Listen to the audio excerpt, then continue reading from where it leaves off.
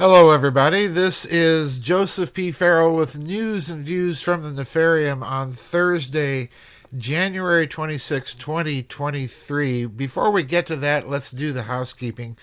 Don't forget, tomorrow afternoon we do have a vid chat. This is the short format vid chat scheduled at 2:30. I will be there, but please remember, folks, I've been having some problems with our platform again. It seems I've been going over the allotted bit rate per month, so I am planning to be there. I am planning to answer the questions. The real problem that we're facing is whether or not we're going to get the answers to record properly. So please bear with us. We are working on getting this whole platform situation straightened out. Please remember to get your comments and questions submitted no later than 10 o'clock tonight, U.S. Central Time. And please remember to keep your questions and comments limited to one page. I'm having to do that because, as I say, we've been going over our allotted monthly bandwidth that we've been paying for. So please keep that in mind. Now, I want to turn to the Ukraine, because there is, just within the last 2 days, there has been an op-ed piece at the Washington Post, which, as we all know, is a shill for the government, the deep state, the intelligence community, and so on and so forth. There has been an op-ed piece by David Ignatius, who is a career spokesman for the U.S. State Department and therefore for current U.S. Secretary of State Anthony Blinken. And there is an op-ed on this article that appeared recently. The original David Ignatius article in the Washington Post is also an op-ed. So this is an op-ed on an op-ed. Portions of the original op-ed I will be reading to you. This is a very significant development for several reasons, but I don't want to get into that until after I get done reading the paragraphs from this article I want to focus on, and then I will tell you my thoughts about it. So here we go. This is from an article by Dances with Bears, and I'm linking all of this for you in the news and views so that you can check this out for yourself. So here we go. Quote, "For the first time since the special military operation began last year, the war party in Washington is offering terms of concession to Russia's security objectives explicitly and directly without the Ukrainians in the way. The terms Blinken has told Ignatius to print appeared in the January 25th edition of the Washington Post. The paywall can be avoided by reading on. The territorial concessions Blinken is tabling include the Crimea, the Donbass, and the Zaporozhye Kherson land bridge that connects the Crimea and Russia, west of the Dnieper River, north around Kharkov, and south around Odessa and Nikolaev. Blinken has tabled for the first time U.S. acceptance of a demilitarized status for the Ukraine. Also, U.S. agreement to restrict the deployment of HIMARS, U.S. and NATO infantry fighting vehicles, and the Abrams and Leopard tanks to a point where in western Ukraine from which they can maneuver as a deterrent against future Russian attacks. This is an offer for trade-off, partition through a demilitarized zone in the east of the Ukraine in exchange for, and by the way, this person knows the English, he used the Ukraine, in exchange for a halt to the planned Russian offensive destroying the fortifications, rail hubs, troop cantonments, and airfields in the west between the Polish and Romanian borders, Kiev and Lvov, and an outcome Blinken proposes for both sides to call, quote, a just and durable peace against future Russian attacks, unquote.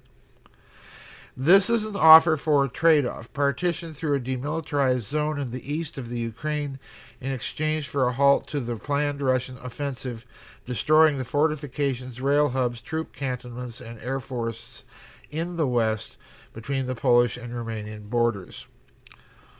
Also in the proposed Blinken deal, the offer of a direct U.S.-Russian agreement on, quote, an eventual post-war military balance, no World War III, and no Ukrainian membership of NATO with security guarantees similar to NATO's Article 5.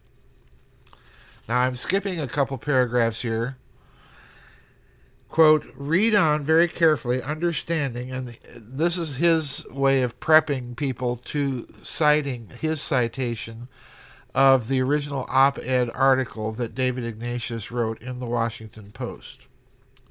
Read on very carefully, understanding that nothing a U.S. official says, least of all through the mouths of Blinken, Ignatius, and the Washington Post, is trusted by the Russians. And understanding that what Putin and the Stavka, that would be the Russian General Staff, say they mean by Russia's, quote, adjacent historical territories, unquote, and, quote, the small and large motherland, unquote, has been quite clear. Follow what Blinken told Ignatius to print before Putin issued his reply. The propaganda terms have been highlighted in bold to mean the opposite, the public positions from which Blinken is trying to retreat and keep face. Now we are citing the original Washington Post article. Quote, the Biden administration, convinced that Vladimir Putin has failed in his attempt to erase the Ukraine, which incidentally, folks, was not the original objective of the original operation, has begun planning for an eventual post-war military balance that will help keep Kiev, deter any repetition of Russia's brutal invasion. Secretary of State Anthony Blinken outlined his strategy for the Ukrainian endgame and a post-war deterrence during an interview on Monday at the State Department. The conversation offered an unusual exploration of some of the trickiest issues surrounding resolution of a Ukrainian conflict that has threatened the global order. Blinken explicitly commended Germany's military backing for the Ukraine at a time when Berlin is getting hammered by some other NATO allies for not providing Leopard tanks quickly to Kiev. Nobody would have predicted the extent of Germany's military support when the war began, Blinken said. This is a sea change we should recognize. He also underlined President Biden's determination to avoid direct military conflict with Russia, even as U.S. weapons help pulverize Putin's invasion force.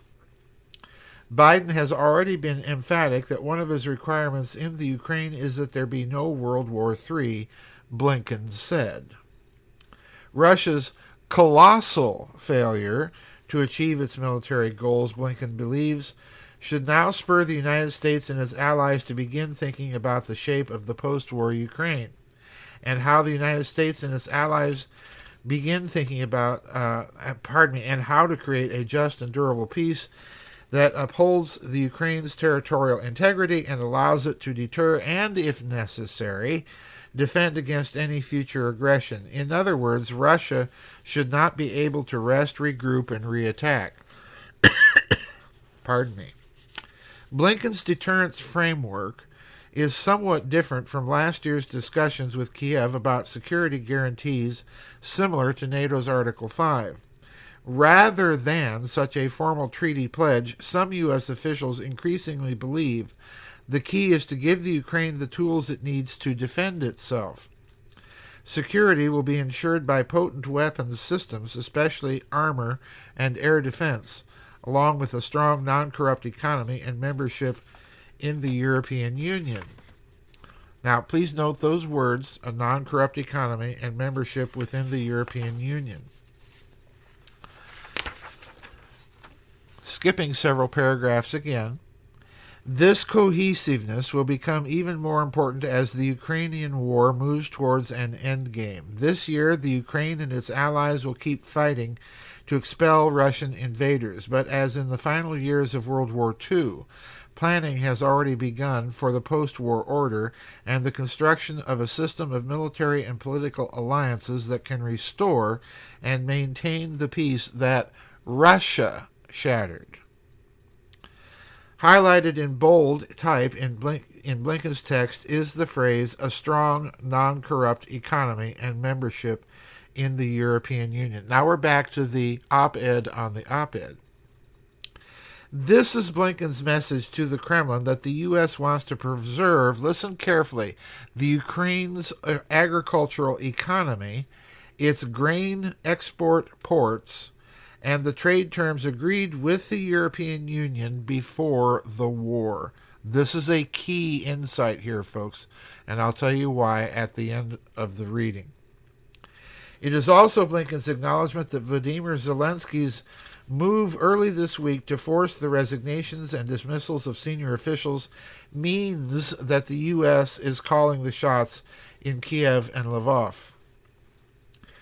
As Russian officials have been making clear for months, no U.S. terms of agreement can be trusted on paper, and nothing at all which Blinken says. A well-informed independent military analyst comments on the Russian options. Quote, the best response is continue the special military operation, destroy the Ukrainian military in their present pockets, complete de-electrification and destruction of the logistics, then either take everything east of the Dnieper or establish a de facto demilitarized zone, including Kharkov. Blinken and the others cannot be trusted to follow through if they think they have a chance to stall for time.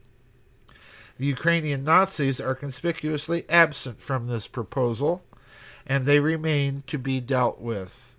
We know there will be no end to trouble if the Russian denazification objective against them stops now. Now, folks, that's the article and the op-ed. Now, most of you know that I'm against this war for several reasons, but primarily because it is the West, which in my opinion is primarily to blame, and not Russia. Russia issued several warnings before the special military operation. The West did not take them seriously, and basically Mr. Putin responded because he had no other way to respond, because Russia's back, as far as they were concerned, was against the wall. They could not allow a NATO and European Union expansion. Let's remember something else. And this is almost going back 15 years when I was pointing out that the policy towards GMOs between Russia and the Ukraine were almost diametrically the opposite, because Russia did not want to allow GMOs and was actually objecting to their health and environmental safety. And the Ukraine did allow GMOs, and as I pointed out many years ago, as early I think as 2010 on one of the old Bite shows with George Ann Hughes, that the Ukraine had actually given special status to Monsanto and other GMO companies in the West to have their special privileges in ports designed to export Ukrainian GMOs to the rest of the world. So there's a lot of money involved in Ukrainian agriculture, and where you have that sort of mercantilism and so on going on, think of the Biden Joe crime and grifting family. There's no doubt in my mind at some point, if you poke and probe enough, you're going to find some sort of link. So in other words, we're risking World War III so that certain narrow criminal interests and mercantilist corporate interests can get their way in the Ukraine. And I would aver, take a serious pot shot at Russia's agricultural exports, which incidentally have gone up since the collapse of the Soviet Union. But Russia, of course, is exporting organic food, as we would call it over here, non-GMO food. So that's one aspect that's hovering in the background here. The next two things are Germany and of course Biden Joe. Germany here is playing, as far as I can tell, a very weird and dangerous game, because on the one hand, it's kowtowing to American demands to send some of its tanks, the Leopard tanks. And incidentally, folks, the Leopard is nearing the end of its operational viability. The Germans have a newer tank that they've just been developing by the same company, Rheinmetall. But the Leopard is nearing the end of its operational usefulness. It's an easier tank to deploy in the Ukraine than the American Abrams. But I needn't go into the reasons why there. There are certain specific reasons why. But in any case, Germany's playing a dangerous game. Now, what the end goal of that game is, I don't know, because looking at German policy, it appears to be a mess. The Germans are dependent, have made themselves dependent on Russian energy, and after having done so, they now take up this challenging posture vis-a-vis Russia with shipments of military equipment. I don't know what the game is here, unless it might be to gain some sort of independence of maneuver vis-a-vis the USA within the European Union. I just don't know, but I don't see any move that they're doing as creating enough leverage for real maneuvering room. The final point here is Biden Joe.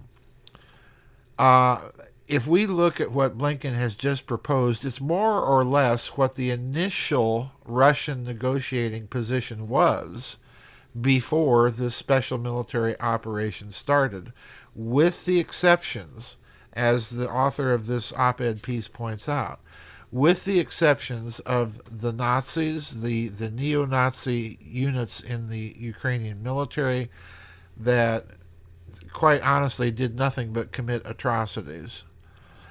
And the other problem, which, as I mentioned before, was the criminal grifting going on inside of the Ukraine in the name of all of these Western private and corporate interests. So the idea of the Ukraine becoming a non-corrupt economy, especially inside the European Union, is just plain laughable. So the West is returning to Russia's initial position, basically, and this really is an indicator that, in spite of the way that the Western media has been attempting to portray the Russian operation, that the Russian operation has been successful. Otherwise, we would not see the Ukrainian military and the Ukraine itself begging for all of this aid and equipment. In other words, the Russians have shredded the Ukrainian military.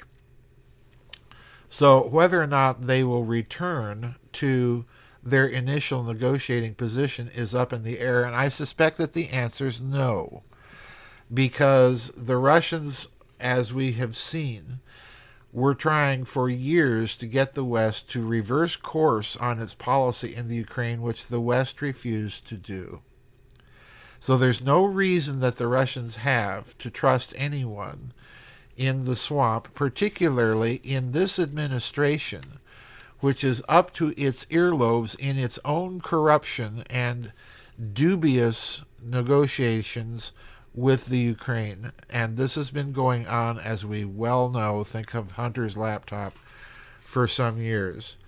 There has been a recent revelation that was carried by Tucker Carlson and Fox News on a particular email on Hunter's laptop that may indeed be the bombshell that connects all of these activities directly to the familial grift of certain families in power. So there's a lot going on, and all of a sudden the United States, and incidentally I should point out that this email was only brought to light within the last couple of days. So in other words, the timing of Blinken's announcement, the timing of the op-ed piece in the Washington Post, and the timing of the discovery of that email are all, in my opinion, directly linked. This is what you do when you've been caught with your cookie, with your hands in the cookie jar and caught red-handed. So watch this story. There's going to be more developments, I'm sure. And once again, my sympathies to the people of the Ukraine for being caught in the crosshairs and the crossfire here between a duplicitous West and a Russia that was trying to prevent the expansion of NATO. It's really criminal, in my opinion, what we've seen the West do. And if I were the Russians, I wouldn't trust them either. The military analysts are right. Russia needs to finish the operation and then just present a fait accompli. So that's it for our news and views today, folks. Don't forget the vid chat tomorrow. Get your questions and comments no longer than a page, please, in by 10 o'clock tonight. And keep your fingers crossed that we can have our vid chat at all tomorrow due to the changes in the platform. I'm going to be doing a couple of different things, hopefully, that will decrease our bandwidth on the recording tomorrow. Anyway, that's it for our news and views. Bye-bye, everybody. God bless, and see you on the flip side.